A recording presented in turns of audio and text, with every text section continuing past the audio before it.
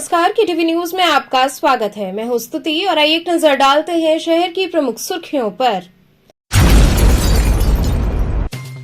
स्वामी अड़गड़ानंद जी महाराज के शिष्य नारद जी भगवान के काशी आगमन पर भक्तों ने किया जोरदार स्वागत। इस दौरान महाराज जी ने किया नौका विहार।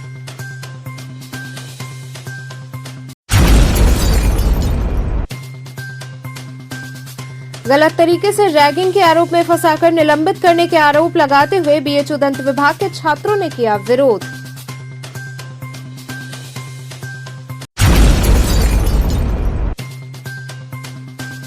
अंतर्राज्यीय गिरोह के 2 शराब तस्करों को 35 लाख रुपए की अवैध अंग्रेजी शराब के साथ किया गया गिरफ्तार।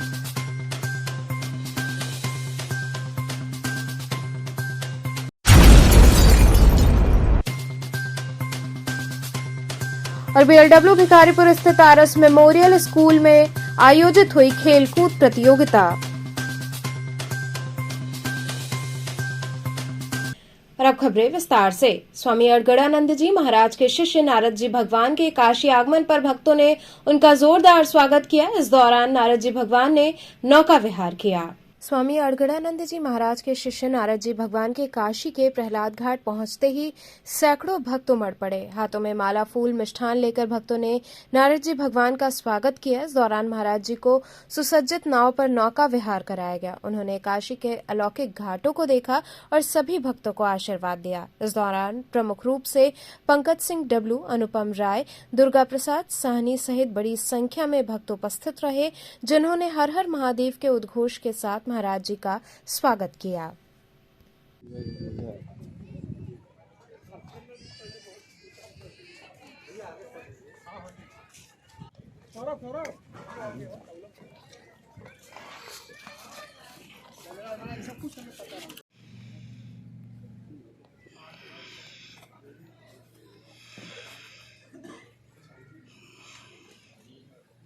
भैया 1 मिनट। हाँ ठीक है।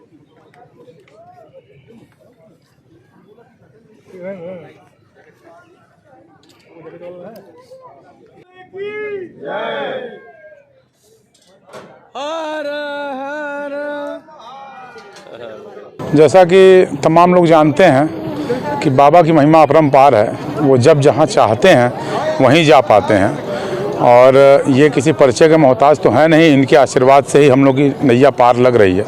मझधार में हम लोग तो फंसी चुके थे, निकालने वाले यही हैं। आज इनके आशीर्वाद से और जो भी तपोबल ये हमें देते हैं और जिस प्रकार का ये आशीर्वाद देते हैं उसी का मेन कारण वही है जिससे हम समाज में किसी भी बुराई से, किसी भी कठिनाई से लड़ने के लिए सदैव तत्पर रहते हैं। कहाँ से आए हैं, क्या नाम है? स्वामी जी हमारे नारद स्वामी जी हैं। अड़गड़ानंद महाराज जी आपने सुना भी होगा, जिनके कई ऐसे आश्रम छत्तीसगढ़ से लेके हमारे महाराष्ट्र सभी जगह इनका आशीर्वाद है। जिन्होंने वर्तमान युग में यथार्थ गीता की रचना की है। यथार्थ गीता को सभी जानने वाले हैं, मानने वाले हैं। ये रचना हमारे परम पूज्य अड़गड़ानंद जी महाराज जी के द्वारा है और उनके ये प्रथम शिष्य हैं जो एक रूप से अनन्य सेवक, अनन्य भक्त और इनके अंदर उनकी पूरी महिमा समाहित है। तो आज क्या क्या हो रहा था? आज का कार्यक्रम मुख्यतः ये था, कोई कार्यक्रम इसको नहीं कहा जाएगा। आज मैं धन्य हुआ, मेरी पावन धरा धर्म हुई जो मेरे इस कुटिया में इनके चरण पड़े और जिसके द्वारा मेरे परिवार को, मेरे बाल बच्चों को, सभी को आशीर्वाद प्राप्त हुआ। और मैं बड़ा ही अपने आप को खुशनसीब मानता हूं कि मेरे द्वारा ये मेरे चाचा खड़े हैं, ठीक है, प्रियरंजन चाचा हुए, हमारे भाई हैं, नीरज भाई हैं, सभी लोग हैं, तमाम लोग, हमारे बड़े भाई महेंद्र भैया हैं जो कि एक बहुत ही कर्मठ समाज सेवी हैं। तो इन सभी लोगों को आशीर्वाद मिला और इन लोगों ने कहा कि मेरे द्वारा मिला, तो मुझे बड़ा आनंद प्राप्त हुआ इस चीज़ का। गलत तरीके से रैगिंग के आरोप में फंसाकर निलंबित करने का आरोप लगाते हुए BHU दंत विभाग के छात्रों ने विरोध किया। काशी हिंदू विश्वविद्यालय के सेंट्रल ऑफिस पर दंत विभाग के छात्रों ने विरोध दर्ज कराया। छात्रों का कहना है कि उन्हें गलत तरीके से रैगिंग के आरोप में फंसाकर 6 महीने के लिए सस्पेंड कर दिया गया है।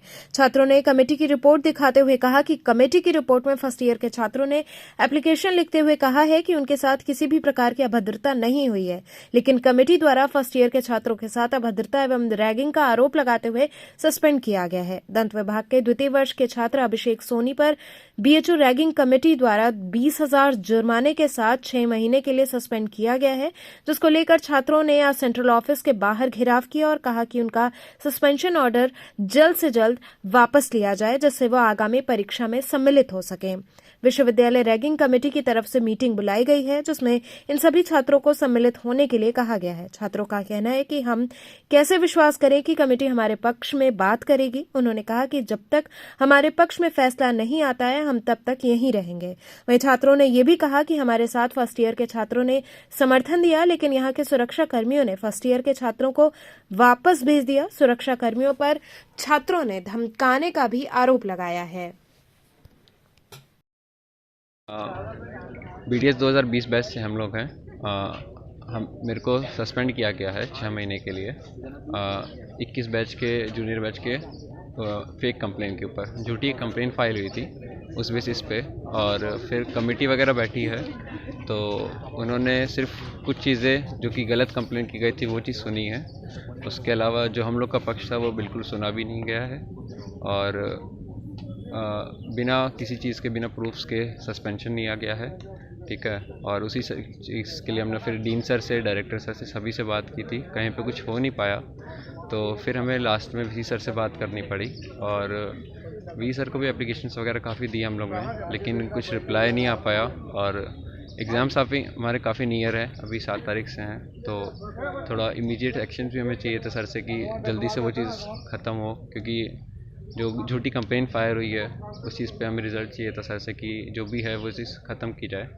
तो उस वजह से फिर हमने वीसी सर से बात की, लेकिन उनसे भी मिल नहीं पाया, तो हमें मजबूरन फिर यहाँ पे आके बैठना पड़ रहा है। तो क्या उस आरोप लगा है, किस चीज़ का आरोप लगाया गया है कि हमने उनकी क्लास में जाके उनके रैगिंग की है, इस चीज़ पे आरोप लगा है, लेकिन ऐसा कुछ हुआ नहीं था।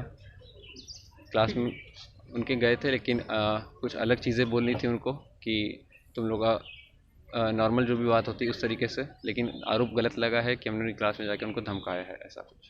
तो कौन लोग थे, कौन सी ईयर के छात्र थे वो लोग? 2021 सत्र के छात्र हैं। उन्होंने 2020 सत्र के छात्र के ऊपर 2 लोगों के ऊपर कंप्लेंट की थी कि लोग ने आके ऐसा ऐसा बोला है, और उसमें से मेरा 6 महीने का सस्पेंशन दिया है। तो कौन से जो है डिपार्टमेंट के थे आप लोग? डिपार्टमेंट ऑफ डेंटल साइंसेज के हैं, दंत चिकित्सा के। तो अभी आप लोग क्या यहाँ पे क्यों बैठे हैं और क्या मांग? यहाँ पे हम लोग अभी यहाँ पे बैठे हैं क्योंकि हमारी कहीं पे बात नहीं सुनी गई, हमें मजबूरन यहाँ पे लास्ट में आके बैठना पड़ रहा है। बहुत जगह पे हम लोग, बहुत अथॉरिटीज़ पे हमने जाके बात की, हमारे डीन सर से, डायरेक्टर सर से, वीसी सर को भी एप्लीकेशंस डाली हैं, लेकिन कहीं पे कुछ हो नहीं पाया। तो फिर हमें लास्ट में जब हमारी कहीं पे भी नहीं सुनी जा रही तो हमें मजबूरन यहाँ पे आके सेंट्रल ऑफिस के सामने बैठना पड़ रहा है।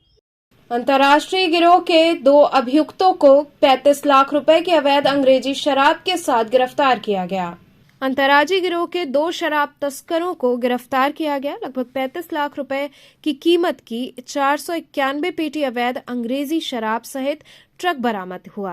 पुलिस आयुक्त कमिश्नरेट वाराणसी व अपर पुलिस आयुक्त कमिश्नरेट वाराणसी के निर्देशन में अपराध एवं अपराधियों की रोकथाम, अवैध मादक पदार्थों की बिक्री करने वाले अभियुक्त की गिरफ्तारी व बरामदगी हेतु चलाए जा रहे अभियान के क्रम में पुलिस उपायुक्त गोमती जोन व अपर पुलिस उपायुक्त गोमती जोन के पर्यवेक्षण तथा सहायक पुलिस आयुक्त राजा तालाब कमिश्नरेट वाराणसी के कुशल नेतृत्व में प्रभारी निरीक्षक मिर्जा मुराद में पुलिस टीम द्वारा मुखबिर की सूचना पर वाहन ट्रक को प्रयागराज की तरफ से धान के लावा की बोरियों के नीचे छुपाकर अवैध नाजायज अंग्रेजी शराब लादकर बिहार जा रही थी, जिसको पुलिस बल द्वारा ग्राम डंगहरिया फुट ओवर ब्रिज के पास से चालक समेत एक अभियुक्त को गिरफ्तार किया गया।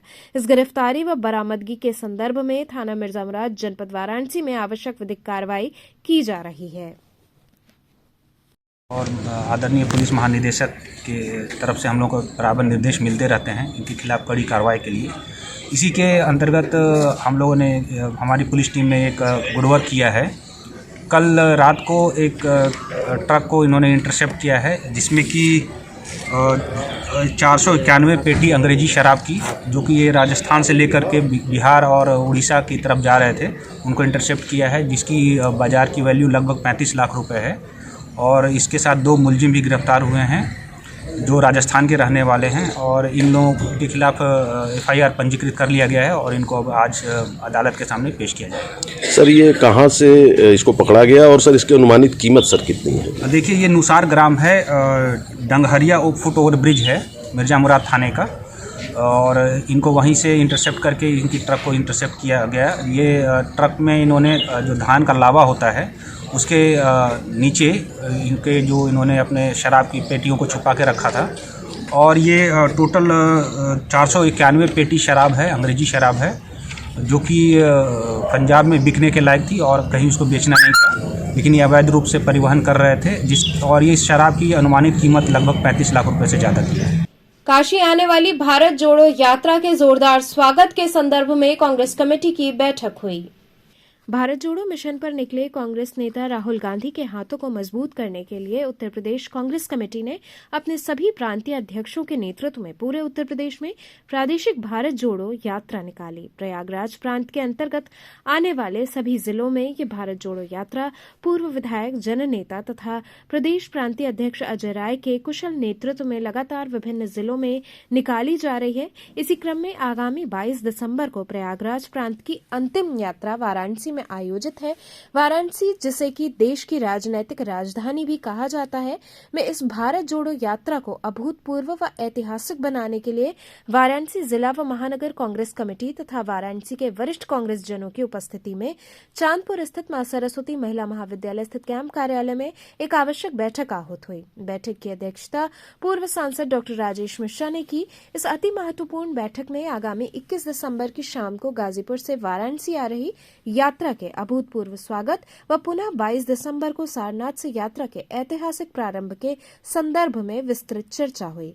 बैठक में पूर्व वरिष्ठ कांग्रेस नेता सतीश चौबे, अनिल श्रीवास्तव, ब्रजनाथ शर्मा, दुर्गा प्रसाद गुप्ता, हाजी रईस अहमद, अनुराधा यादव समेत कई गणमान्य नेता उपस्थित रहे। कार्यक्रम का संचालन जिला महासचिव देवेंद्र प्रताप सिंह ने किया।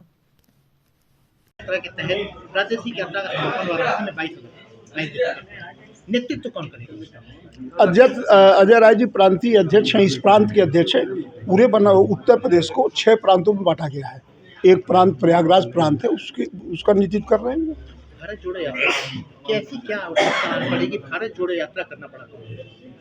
देखिए, आवश्यकता तो इस देश में आज की तारीख में बहुत सारी चीज़ों के लिए बहुत ज़्यादा है। ये एक राहुल जी का एक प्रयास है कि हिंदुस्तान में जो पिछले 10-15 सालों से नफ़रत की खेती हो रही है, जो नफ़रत बोया जा रहा है, उसे हम किस तरह ठीक करें, और जो लोगों में समाज के अंदर दूरियां बढ़ रही हैं, उन दूरियों को हम कैसे एक साथ फिर इकट्ठा करके जोड़ें। क्योंकि जब तक हिंदुस्तान इकट्ठा नहीं होगा, हिंदुस्तान मजबूत नहीं हो सकता। आप समाज को, धर्म को जात के नाम पे, मजहब के नाम पे बांट दीजिए अलग अलग, तो देश कमज़ोर होगा। देश कमज़ोर होगा तो दुनिया के सामने तमाशा बनेंगे हम। ये राहुल जी का प्रयास है। और जो ये यात्रा हम लोगों की निकल रही है पूरे उत्तर प्रदेश में, उस राहुल जी की यात्रा के सपोर्ट में निकल रही है। राहुल जी जुलाई के प्रथम सप्ताह में उत्तर प्रदेश में हैं, 4-5 दिन रहेंगे। तो पूरे प्रदेश में किस तरह जन जागरण हो इस यात्रा के लिए, यही प्रयास किया जा रहा है। प्रादेशिक यात्रा का रूट मैप क्या रखा है आपने? ये गाजीपुर से आ रही है यात्रा। गाजीपुर बनारस के बॉर्डर पे यात्रा को रिसीव किया जाएगा। रिसीव करके सारनाथ में रात को स्टे करेंगे, और सारनाथ से फिर सुबह 10 बजे चलेगी। सारनाथ से पांडेपुर, पांडेपुर से फिर हुकुलगंज चौका घाट होते हुए उसके बाद आएगी आपके तेलियाबाग, तेलियाबाग से लहुराबीर, लहुराबीर से कबीर चौरा होते हुए मैदागिन, मैदागिन से चौक, गोदोलिया, मदनपुरा, भेलूपुरा, 80 भदैनी, लंका, फिर चली जाएगी स्वामी जी के मंदिर तक। पूरे रूट पे बहुत सी महान विभूतियों के स्टेचू है, उस पर भी माल्यार्पण या बीच बीच में जहाँ जहाँ महापुरुषों की मूर्तियाँ हैं उनका माल्यार्पण होगा, उनका सम्मान किया जाएगा। और बीच में मंदिर भी है विश्वनाथ जी का, वहाँ दर्शन भी होगा। अगर सिर्फ नेतृत्व की बात की जाए अजय राय जी के अलावा, तो किसी के आने की संभावना? अब देखिए, इस बारे में अभी कुछ कहा नहीं जा सकता, क्योंकि पूरे प्रदेश में तैयारियां हो रही हैं ना। तो पूरे प्रदेश में तैयारी हो रही है, तो हर जगह अलग अलग लोगों को जिम्मेदारी दी गई है, ड्यूटियाँ दी गई हैं। अब उसमें से जो जो खाली रहेगा वो आएगा। खड़गे जी ने बयान दिया, क्या कहेंगे? क्या भारतीय सेना पे कांग्रेस की शंका है? मतलब खड़गे जी ने भारतीय सेना के बारे में बोला है कि सरकार के बारे में बोला है? देखिए, आप लोग सम्मानित पत्रकार हैं।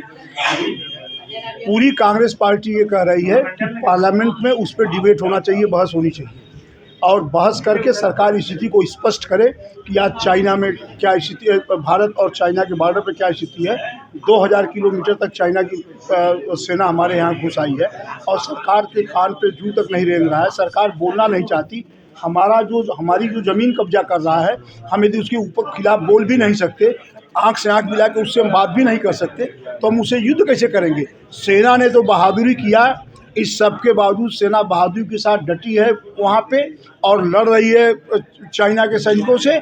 हम तो सरकार से जवाब चाहते हैं। इसमें सेना के साथ तो पूरी कांग्रेस पार्टी खड़ी है, चाहे वो खड़गे जी का बयान हो या किसी जी का बयान हो। हम सेना के साथ खड़े हैं, सेना बहादुरी के साथ लड़ रही है, लेकिन सरकार की उसमें क्या भूमिका होती है, आज सबसे बड़ा प्रश्न ये है।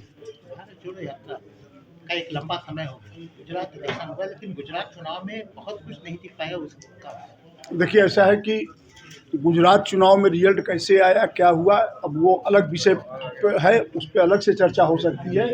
मैं गुजरात के चुनाव में था 15 दिन मैं खुद चुनाव में रहा हूँ, और मैं आज भी लिख के दे सकता हूँ कि गुजरात में बिना बेईमानी के कांग्रेस हार नहीं सकती थी। मैं आज भी मैं कह रहा हूँ, मैं बोल रहा हूँ कि बिना बेईमानी के कांग्रेस वहाँ सरकार बनी नहीं सकती थी। और हिमाचल में बेईमानी नहीं हुई, हिमाचल छोटा स्टेट था, सरकार बनी, नगर निगम दिल्ली हारी भाजपा। और गुजरात में हारने का मतलब होता कि देश में आप 24 के पहले चुनाव हार जाते, इसलिए वहाँ नहीं किसी कीमत पर नहीं हारने दिया गया। और रह गई इस यात्रा की चुनाव से बात, तो यात्रा से और चुनाव से कोई मतलब नहीं है। यात्रा लगातार चल रही है। कन्याकुमारी में चुनाव नहीं था, तमिलनाडु में चुनाव नहीं था, आंध्रा में, केरला में चुनाव नहीं था। चुनाव गुजरात में हो रहा था, हिमाचल में हो रहा था। राहुल जी हिमाचल गए नहीं, गुजरात में भी मात्र उन्होंने 2 मीटिंग की है, इससे ज़्यादा कुछ नहीं किया, और वो भी बहुत ज़्यादा हम लोगों के दबाव पे वो चले आए थे, नहीं तो वो भी ना आते। आपने बेईमानी का नाम लिया है? जी दिया, कर लगाया है, बड़ा आरोप लगाया है। ये आरोप सीधा-सीधा किस पर आरोप है? आप सरकार पे, आप गुजरात के लोगों से पूछिएगा, गुजरात के लोग जिनके ऊपर ये सरकार थोपी गई है, वो इस बात को कह देंगे। मैं नहीं कह रहा हूँ, वो कहेंगे। बीएचयू में पूर्वी क्षेत्र अंतर विश्वविद्यालय हॉकी प्रतियोगिता का भव्य शुभारंभ हुआ। काशी हिंदू विश्वविद्यालय स्थित एम्फी थिएटर मैदान के हॉकी मैदान में महिला वर्ग के हॉकी मैच का आयोजन किया गया। कार्यक्रम का शुभारंभ मालवीय जी की प्रतिमा पर मुख्य अतिथि, विशिष्ट अतिथि व अध्यक्ष के माल्यार्पण के साथ हुआ।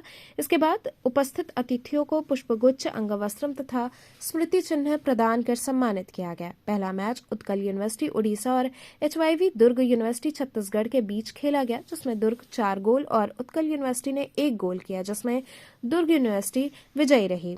पूर्वी क्षेत्र अंतर विश्वविद्यालय हॉकी महिला एवं पुरुष प्रतियोगिता में महिला वर्ग से लगभग 21 टीमें प्रतिभाग कर रही हैं। टूर्नामेंट क्वालिफाइंग राउंड तक नॉकआउट आधार पर खेला गया। सभी टीमों को 12 पूलों में बांटा गया। प्रत्येक पूल की एक टीम क्वालिफाइंग राउंड के बाद सुपर सेमीफाइनल के लिए क्वालिफाइंग करेगी। महिला व पुरुष वर्ग की 4-4 टीमें अखिल भारतीय अंतर विश्वविद्यालय हॉकी महिला एवं पुरुष टूर्नामेंट के लिए क्वालिफाई करेगी।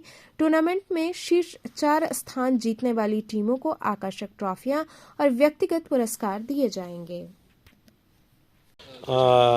काशी हिंदू विश्वविद्यालय पहली बार महिला हॉकी का आयोजन कर रहा है और पूर्वी क्षेत्र की सभी बेटियां यहाँ पे अपना हॉकी खेल के लिए उपस्थित हैं और हम सबको हमारा ये मैसेज है कि यहाँ अच्छा हॉकी खेलें, हम सब देखें। यहाँ के जो लोग हैं वो देख करके उनके अंदर स्पेशली महिलाओं में हॉकी खेलने के लिए एक अभिरुचि बढ़े, यही हमारी उनसे अपेक्षा है। Thank you. आज आयोजन हो रहा है और क्या कहना चाहेंगे जो महिला हॉकी टीम खेल रही है? ये बहुत अच्छा बनारस हिंदू यूनिवर्सिटी की तरफ से बहुत अच्छा आयोजन है और महिलाओं के लिए, बच्चों के लिए ये एक बहुत अच्छा प्रतियोगिता साबित होगा। इनके उत्साहवर्धन के लिए इस समय हमारी महिला टीम भी काफ़ी अच्छा कर रही है, तो हमें उम्मीद है कि इससे भी बच्चे आगे निकलेंगे, हमारे भारतीय टीम को रिप्रेजेंट करेंगी। इनके उज्जवल भविष्य की हम कामना करते हैं और प्रतियोगिता सफल हो इसकी भी कामना करते हैं। यहाँ रुकेंगे एक छोटे से ब्रेक के लिए, आप बने रहिए KTV के साथ।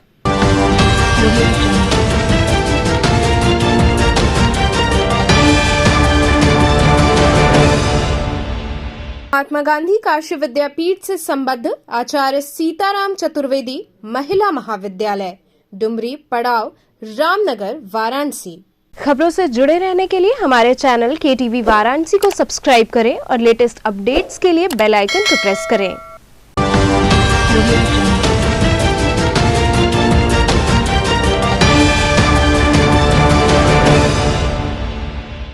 ब्रेक के बाद आपका स्वागत है। श्री आर्य महिला हितकारिणी महापरिषद के प्रबंधकीय विवाद पर सहायक प्रबंधक पूजा दीक्षित ने कहा कि महापरिषद की गरिमा को धूमिल किया जा रहा है। श्री आर्य महिला हितकारिणी महापरिषद के प्रबंधकीय विवाद को लेकर एक पक्ष द्वारा प्रेस वार्ता की गई है। हालांकि इस मामले को लेकर उच्च न्यायालय के डिवीजन बेंच ने आदेश दिया है कि सोसाइटी रजिस्ट्रेशन एक्ट की धारा 25(1) के अंतर्गत विहित प्राधिकारी उप जिलाधिकारी सदर वाराणसी प्रबंध समिति के विवाद का निस्तारण करें। वहीं इस संदर्भ में सहायक प्रबंधक पूजा दीक्षित ने कहा कि उच्च न्यायालय के आदेश को न मानते हुए समिति के कुछ लोग महापरिषद की गरिमा को गिराने में लगे हुए हैं। पूजा दीक्षित ने कहा कि 1.5 वर्ष पूर्व तक सभी एकजुट होकर कार्य कर रहे थे, लेकिन जनरल सेक्रेटरी पद को लेकर विवाद हुआ। इस विवाद में SDM द्वारा जांच का आदेश हुआ। इसके बावजूद सत्यनारायण पांडे द्वारा स्वयं को जनरल सेक्रेटरी बताते हुए कार्य किया जा रहा है। उन्होंने कहा कि सत्यनारायण पांडे जी को भली प्रकार पता है कि पुरानी कमेटी के पदाधिकारी ही कार्य करेंगे और इस प्रकार डॉक्टर शशिकांत दीक्षित ही जनरल सेक्रेटरी हुए। इस प्रकार का कार्य करने के चलते सत्यनारायण पांडे जी की मंशा साफ हो गई है। न्यायालय के आदेश को न मानते हुए लोग महापरिषद की गरिमा को धूमिल करने का प्रयास कर रहे हैं।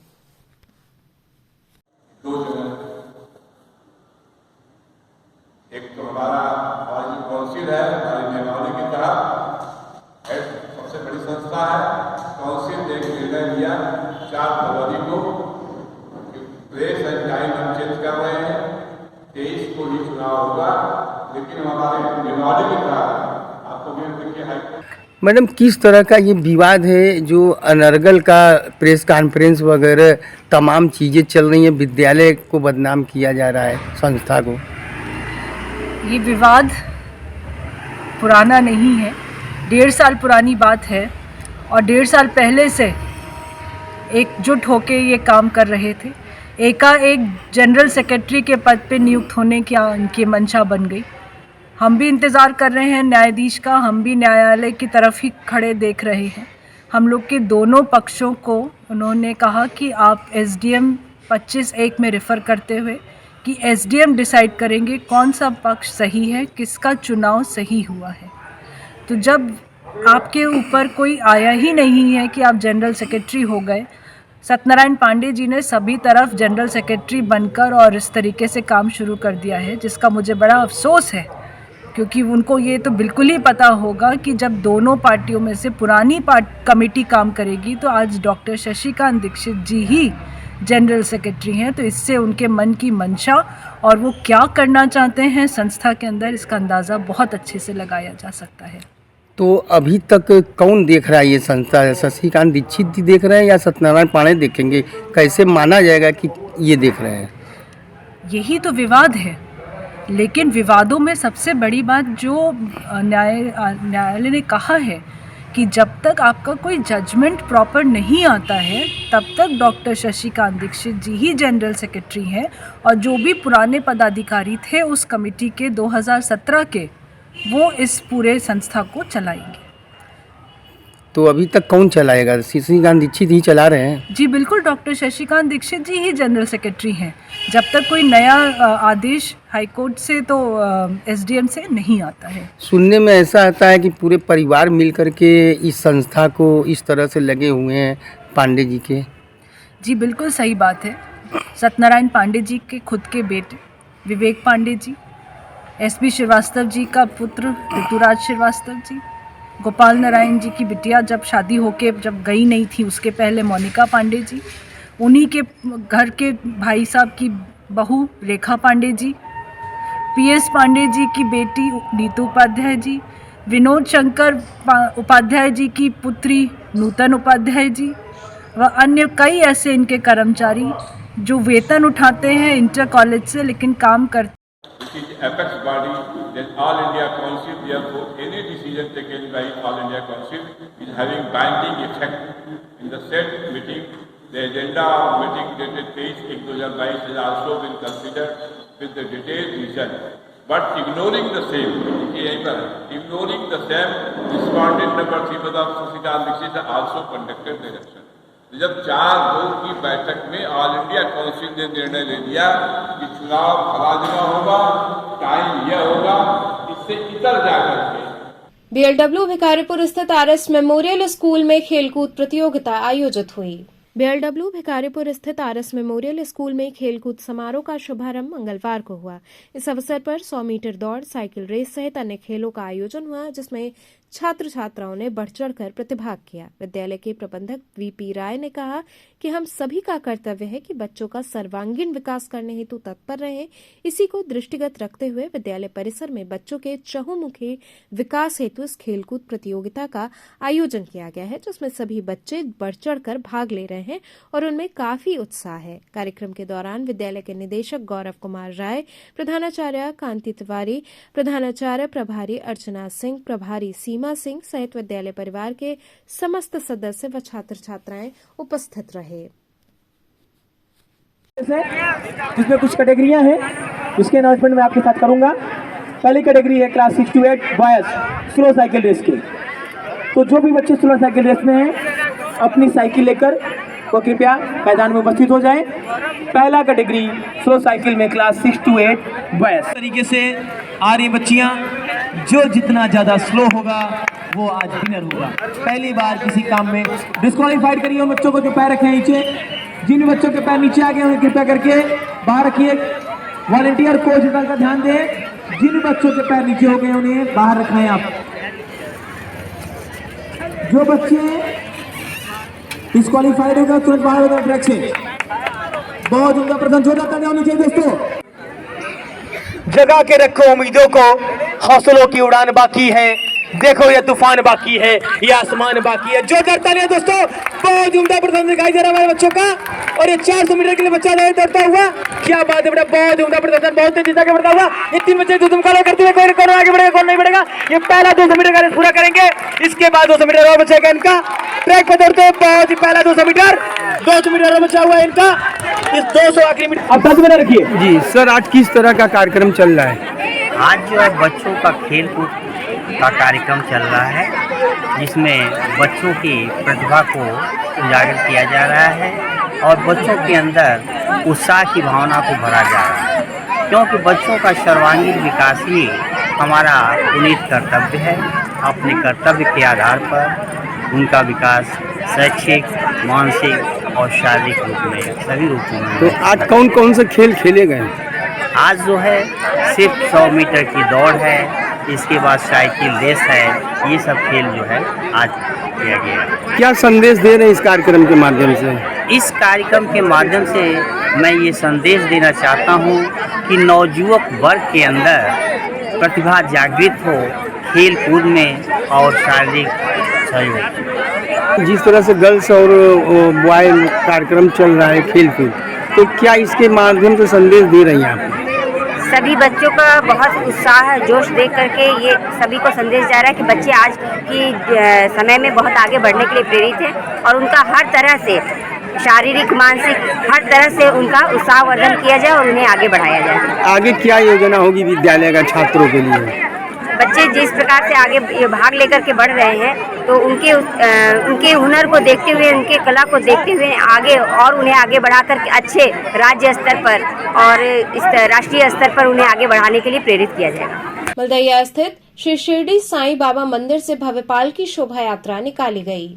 हर वर्ष की भांति इस वर्ष भी मलदैया स्थित श्री शिरडी साईं बाबा मंदिर का 2 दिवसीय 11वां स्थापना दिवस समारोह धूमधाम से मनाया गया। प्रातःकाल बाबा को पंचामृत से स्नान कराया गया। इसके बाद बाबा की विभिन्न पुष्पों से मनमोहक झांकी सजाई गई। इस दौरान बाबा का विधिवत पूजन अर्चन करते हुए उनकी आरती की गई।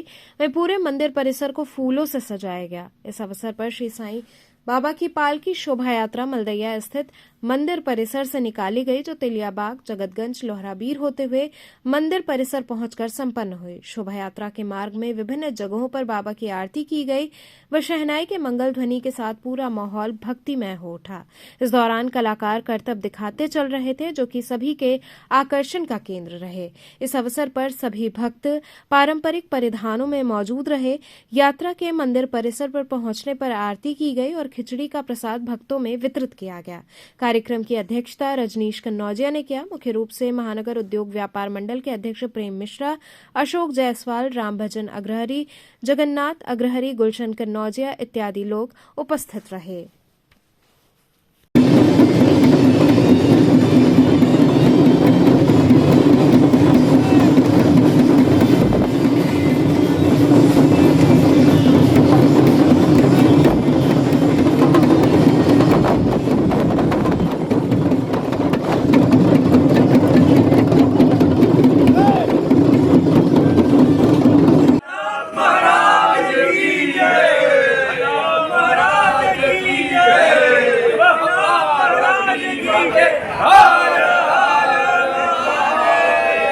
आज किस तरह का यात्रा और क्या क्या कार्यक्रम है ये?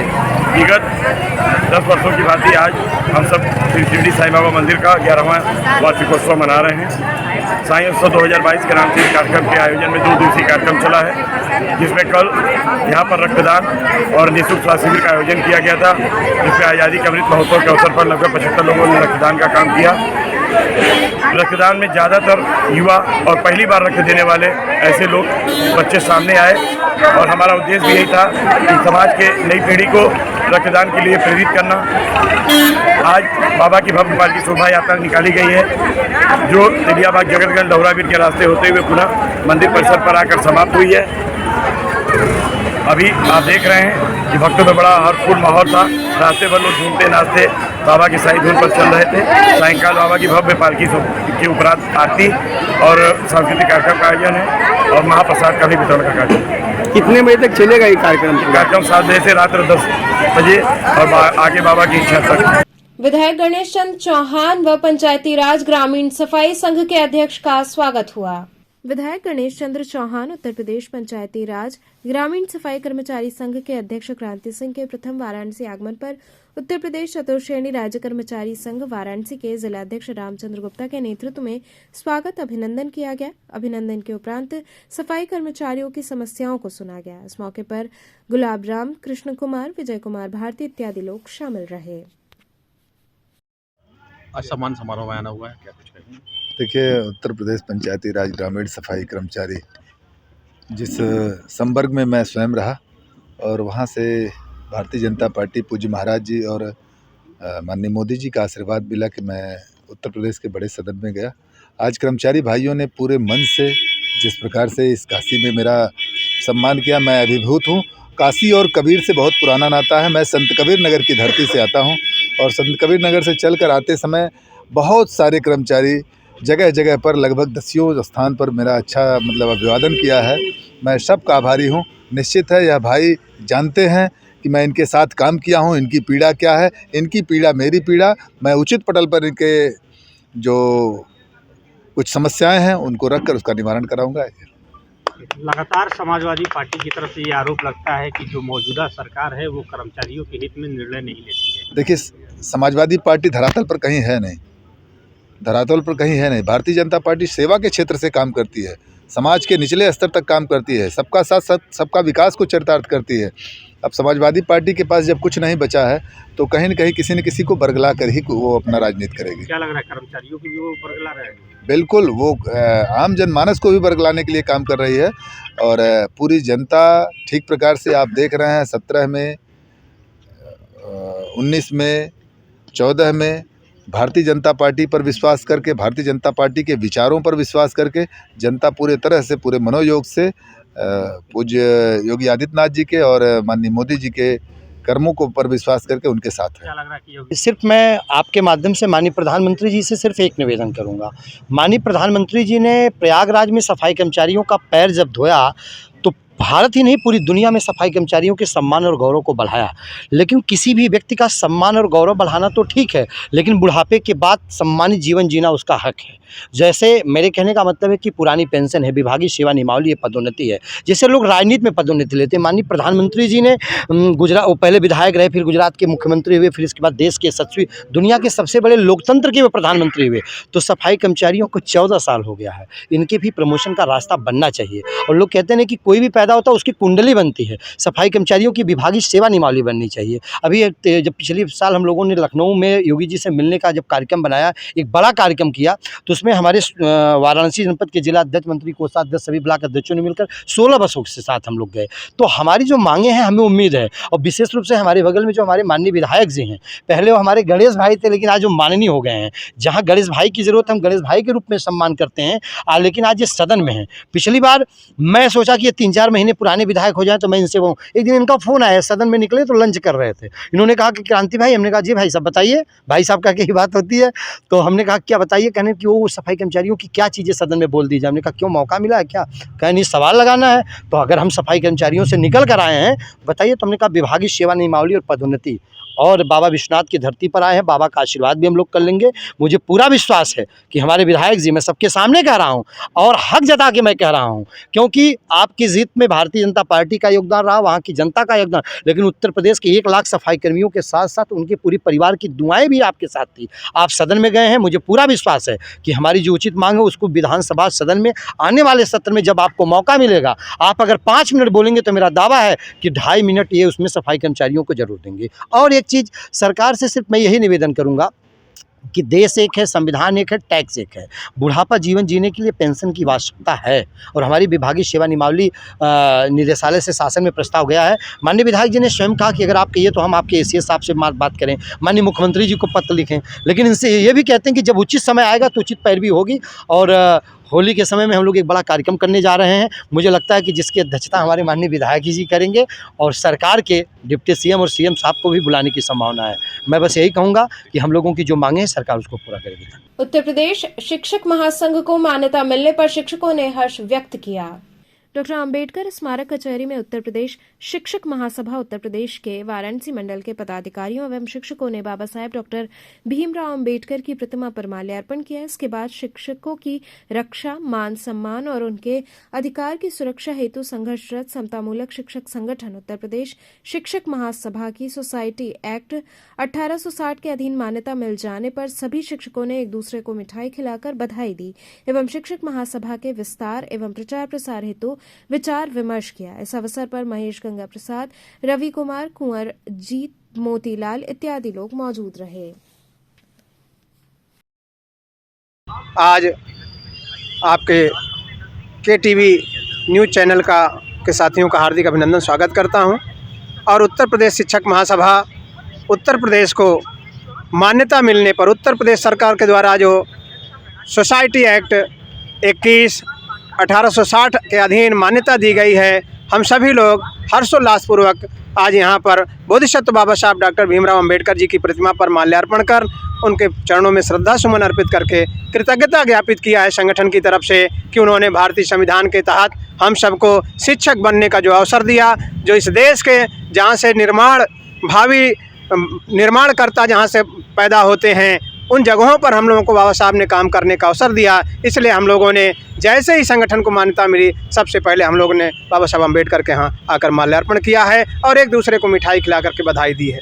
बात करें कितने संगठन में कितना समय लगा इसको रजिस्टर्ड होने में, कितने सालों से संगठन काम कर रहा है? निश्चित रूप से संगठन जो है उत्तर प्रदेश शिक्षक महासभा, ये लगातार लगभग हम लोग 15 वर्षों से काम कर रहे हैं, शिक्षकों की समस्याओं के लिए काम कर रहे हैं और प्रयासरत रहे। अब जाकर के शासन से इसको मान्यता मिली है और इसको हम लोग पूरे प्रदेश में, चाहे प्राथमिक के शिक्षक हों, माध्यमिक के शिक्षक हों या फिर यूनिवर्सिटी के शिक्षक हों, इंटर कॉलेज, GIC के शिक्षक हों, सभी को एक साथ एकजुट बनाकर एक मजबूत ताकत के साथ हम लोग, जैसे पुरानी पेंशन बहाली की बात है, प्रधानाचार्य में रिजर्वेशन की बात है, प्रधानाचार्य की लिखित परीक्षा के माध्यम से नियुक्ति की बात है, इस तरह की समस्याएं जो भी हैं उन सभी समस्याओं को लेकर के सरकार के सामने हम लोग अपनी मांग रखेंगे और उनसे आग्रह करेंगे, निवेदन करेंगे कि हमारी समस्याओं का निराकरण किया जाए और एक बड़ी शक्ति के साथ ज़रूरत पड़ने पर संवैधानिक तरीके से हम लोग धरना प्रदर्शन के माध्यम से उत्तर प्रदेश माननीय मुख्यमंत्री जी को और राज्यपाल जी को, माननीय शिक्षा मंत्री जी तक अपनी बात पहुंचाने का इस संगठन के बैनर तले प्रयास करेंगे। पूर्ण शराबबंदी व दिन में कूड़ा गाड़ी न चलाने की मांग को लेकर स्वराज संस्था ने ज्ञापन सौंपा। शराबबंदी लागू करने तथा नगर में कूड़ा गाड़ी को दिन में न चलाने की मांग को लेकर स्वराज संस्था के लोगों ने ज्ञापन सौंपा। स्वराज संस्था के प्रबंधक सचिव विकास चंद तिवारी के नेतृत्व में दर्जनों कार्यकर्ताओं ने जिला मुख्यालय पहुंचकर 2 सूत्री मांगों को लेकर अपना ज्ञापन एडीएम प्रशासन रणविजय सिंह को दिया। विकास चंद तिवारी ने मांग की कि पूरे भारत में शराब बंद होनी चाहिए और नगर निगम द्वारा कूड़ा ढोने वाली गाड़ी जो दिन में चलाई जा रही है उससे आए दिन दुर्घटनाएं हो रही हैं, उसे दिन में न चलाकर रात्रि में चलाया जाए। पत्रक देने वालों में प्रमुख रूप से सत्यांशु, ज्योति, अनूप कुमार पांडे, संजय कुमार, अर्चना इत्यादि लोग शामिल रहे। पूरे भारत में शराब बिक्री को प्रतिबंधित करके उस एक सख्त नियम लागू किया जाए जैसे बिहार में लागू है। दूसरी चीज, वाराणसी नगर निगम द्वारा कूड़ा गाड़ी जो ढोने वाली डंपर गाड़ी है उसको दिन में चलाई जाती जिससे आए दिन दुर्घटना हो रही है। 2 दुर्घटनाएं प्रमाणित है, एक तो बग्गा पांडे, दूसरा चितईपुर में। नगर आयुक्त को हम लोगों ने मांग पत्र दिया था पिछले 1 माह या 2 माह पूर्व, लेकिन उस पर कोई भी कार्रवाई नहीं हुई। लगातार मौतें हो रही हैं। आज रणविजय सिंह जो अपर एडीएम प्रशासन है उनको हम लोगों ने स्वराज संस्था के सम्मानित पदाधिकारियों के सहयोग से आज हम लोगों ने जिला मुख्यालय पर प्रदर्शन करके उनको मांग पत्र दिया है। हम उम्मीद करते हैं उत्तर प्रदेश सरकार के मुख्यमंत्री योगी आदित्यनाथ जी से, भारत के यशस्वी प्रधानमंत्री आदरणीय नरेंद्र मोदी जी से जो बनारस के सांसद भी हैं, बनारस के जितने भी जनप्रतिनिधि हैं वो इस मामले पर मौन है। विशेषकर हम मेरी जिम्मेदारी जो मुझे लगता है कि नगर निगम की जो महापौर है मृदुला जायसवाल जी, उनको इस मामले को जरूर उठाना चाहिए। हम सब लोग स्वराज संस्था की तरफ से बनारस प्रशासन से मांग करते हैं कि कूड़ा ढोने वाली गाड़ी को रात्रि में चलाया जाए जिससे दुर्घटना पर अंकुश लगे। और जिस तरह बिहार में शराबबंदी की गई है तो हम लोग उत्तर प्रदेश में शराबबंदी की मांग कर सकते थे, लेकिन अगर यूपी में बंद करेंगे तो बगल के कहीं से पी के चले आएंगे। जिस तरह बिहार में शराबबंदी है तो बगल के मध्य प्रदेश, छत्तीसगढ़, उत्तर प्रदेश के बॉर्डर से लोग पी के चले जा रहे हैं, वहाँ हंगामा कर रहे हैं। तो पूरे भारत में शराबबंदी होनी चाहिए।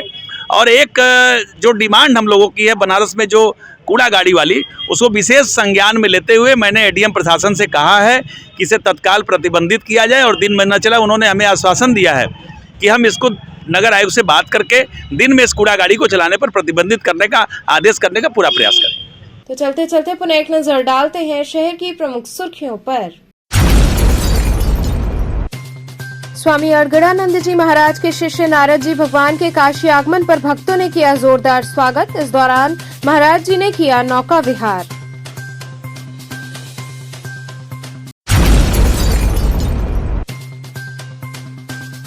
गलत तरीके से रैगिंग के आरोप में फंसाकर निलंबित करने के आरोप लगाते हुए बीएचयू दंत विभाग के छात्रों ने किया विरोध।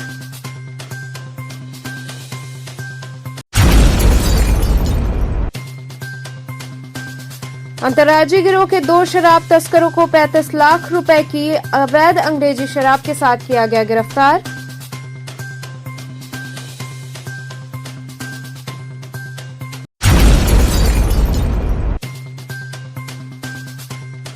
और बीएलडब्ल्यू भिखारीपुर स्थित आरएस मेमोरियल स्कूल में आयोजित हुई खेलकूद प्रतियोगिता।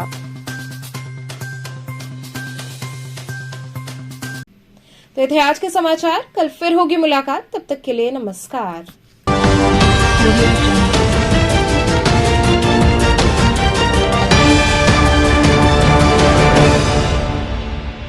खबरों से जुड़े रहने के लिए हमारे चैनल KTV वाराणसी को सब्सक्राइब करें और लेटेस्ट अपडेट्स के लिए बेल आइकन को प्रेस करें।